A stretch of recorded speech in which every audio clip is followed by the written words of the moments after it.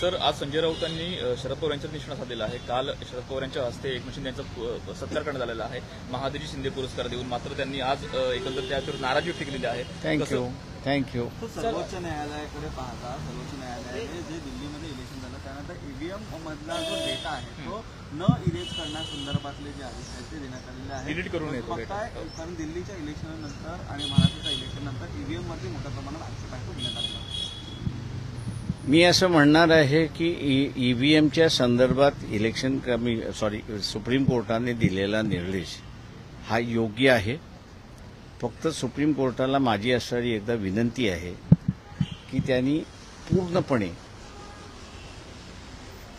EVM एकदा असणारं check करावी.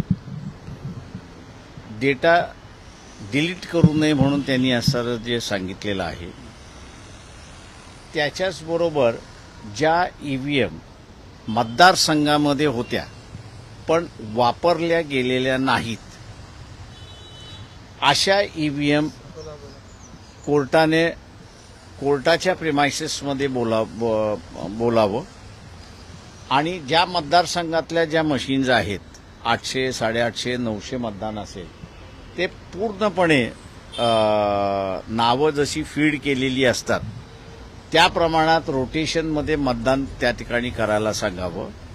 आणि ते मतदान योग्य येते का, म्हणजे आता समजा 850 मतदान आहे असं धरून चालू आणि 7 उमेदवार आहेत तर 7 उमेदवार आहेत म्हणजे 7 माणसं त्यांनी उभी केली पाहिजेत आणि त्या प्रत्येक 7 माणसाला 130 मतदान हे करायला सांगितलं म्हणजे राऊंडमध्ये 1 आफ्टर ते करून घेऊन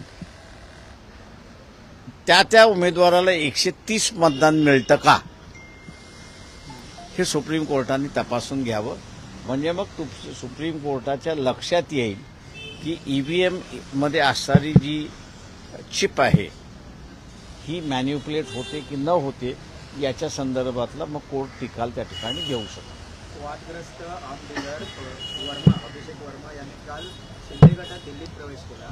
त्यावरून संजय राऊतांनी असा आरोप केला आहे की कालचं साहित्य संमेलन हे केवळ दलालीत सुरू आहे. No comments. सरकार Sharad Pawar no comments. Sir, एकंदर मागे गणेशोत्सवावर कुठेतरी विसर्जन ची वाट पाहतोय आणि गणपती चारकोपचा असेल किंवा कांदिवलीचा असेल. कसं पाहताय सुप्रीम कोर्टाच्या आदेशानंतर कुठेतरी पालिकेने त्यांना निर्बंध घातलेले आहेत आणि समुद्रामध्ये विसर्जन करू देत नाहीयेत त्यामुळे कुठेतरी नाराजी व्यक्त होते. कसं पाहताय एकंदर या धार्मिक मी असं म्हणणार आहे की लोकसंख्या जशी वाढते तशी गणपतीची संख्या सुद्धा वाढते.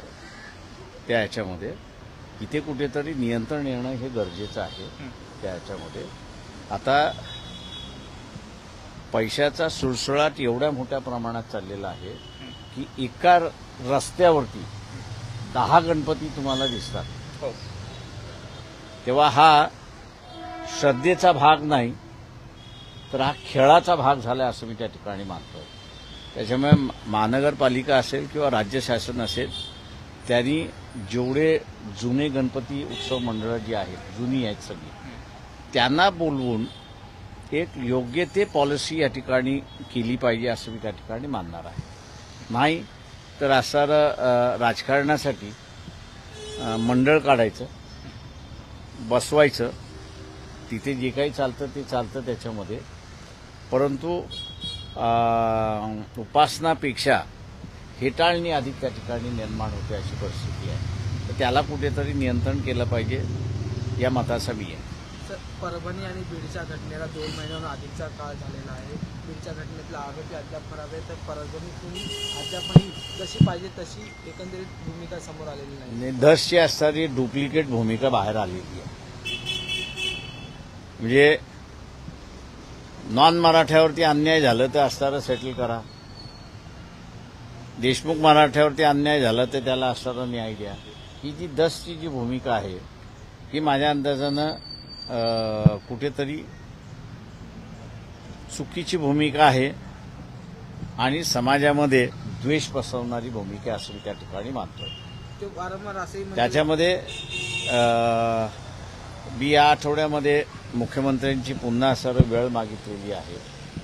कारण का लातूरची जी घटना आहे परभणीच्या घटनेमध्ये असणारा आम्ही फार काही हस्तक्षेप करू शकत नाही आहोत. याचं कारण असं आहे की ती कस्टोडियल डेथ आहे आणि कस्टोडियल डेथ असल्यामुळे मॅजिस्ट्रेटनीच ती इन्क्वायरी चालू केलेली आहे. त्यांची जोपर्यंत कंप्लीट होत नाही तोपर्यंत पुढे आम्हाला काही जाता येत नाही अशी असणारी परिस्थिती आहे.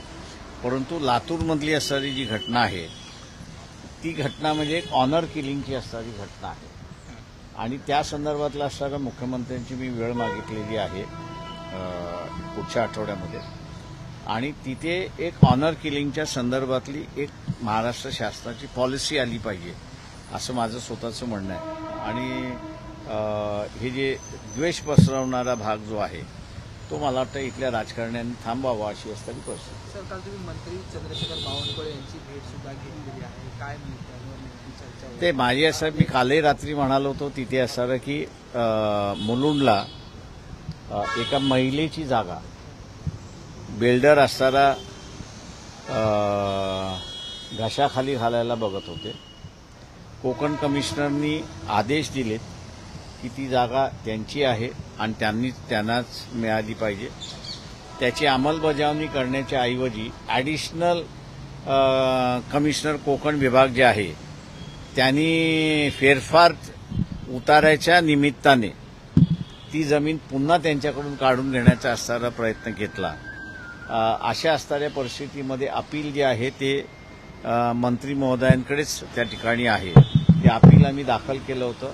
काल हिअरिंगला होतं पण दिवसा ते नसल्यामुळे रात्री ते असणारं हिअरिंग त्या ठिकाणी झालं. स्टे ऑर्डर झालेली आहे आणि 7 तारखेला त्याचा असणारा फायनल ऑर्डर आहे. त्याच्यामुळे बीजेपीचे महाराष्ट्राचे अध्यक्ष बावनकुळे ह्यांना भेटायला मी गेलो नव्हतो तर मंत्री बावनकुळे ह्यांना मी भेटायला गेलो.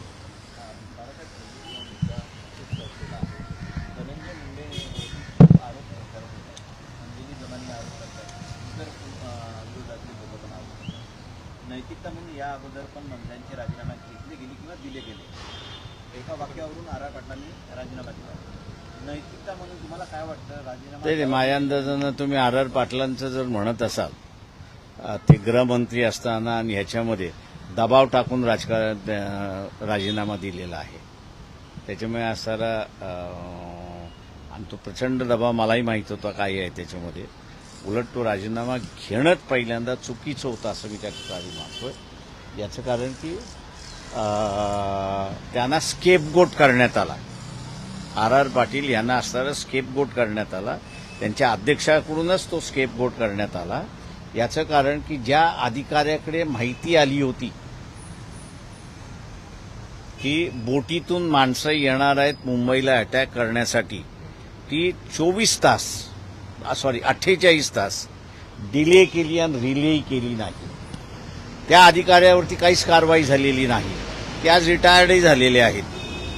त्याच्यामुळे असणारं आता जे नैतिकता जे म्हणत आहेत ते नैतिकता नाही. त्या अधिकाऱ्याला वाचवण्यासाठी आर पाटील यांचा असणारा बळी देण्यात आला होता. सर, आगामी धनंजय मुंडेंचा राजीनामा घ्यायला पाहिजे की नाही एकंदरीत आज म्हणणं असं आहे त्याच्यामध्ये की मी अजित पवारांच्या भूमिकेशी सहमत आहे. याचं कारण असं आहे की कोणीतरी आरोप करते तुमच्यावरती की अमुक आणते वर्तमानपत्र आणि टीव्ही असणाऱ्या सगळ्या गोष्टी चालवतोय.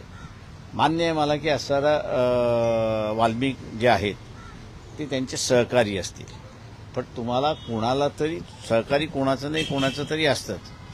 तिथे असणारं धनंजय मुंडे यांचा रोल आहे याचं दाखवून दिलं तर माझ्यासारखा पहिला असेल की त्यांनी राजीनामा द्यावा ही मागणी करणार. पण तुम्ही ज्यावेळेस त्यांचा रोलच दाखवत नाहीये फक्त मित्रत्वाचं नातं दाखवताय कार्यकर्त्याचं नातं ज्यावेळेस दाखवताय किंवा यांचे सगळे पैसे सांभाळणार आहे असंही तुम्ही ज्यावेळेस दाखवताय मान्य वेगवेगळे रोल्स आहेत पण त्या खुनाच्या इश्यूमध्ये मुंडेंचा रोल आहे का हा मला वाटतं त्याच्यातला महत्वाचा आहे असं मी त्या ठिकाणी मानतो. मी समर्थनही करत नाहीये. आम्ही असणारा थांबलेलो आहोत. जोपर्यंत पुरावा येत नाही तोपर्यंत आपण या प्रश्नावरची भूमिका घ्यायची नाही. बाळासाहेब या प्रकरणात एकंदरीतच पंकजामुंडेंनी म्हटलं होतं की वाल्मिकांना करायला शिवाय धनंजय मुंडेंना पान पण आलं. राजकीय एकंदरीत ते असेल ना माझं मोठं होणं शक्य आहे. माझं म्हणणं असं आहे की आपण जे म्हणताय ते बरोबर असेल किंवा पंकजा मुंडे म्हणतायत तेही बरोबर असेल की त्यांच्याशिवाय पान हलत नाही. पण पंकजा हे कुठे असताना म्हणते त्या ठिकाणी की जे काही देशमुखांचं झालं ते असणारं धनंजय मुंडेंच्या सांगण्यावरनं झालंय असं आहे का? असं ज्या दिवशी त्या ह्या स्टेटमेंट करतील त्या दिवशी आम्ही असणारं आमची भूमिका आम्ही जी घेतलेली नाही, किंवा आजही मी आता म्हटलंय की आम्ही काहीच भूमिका घेतलेली नाही. आम्ही पहिल्यांदा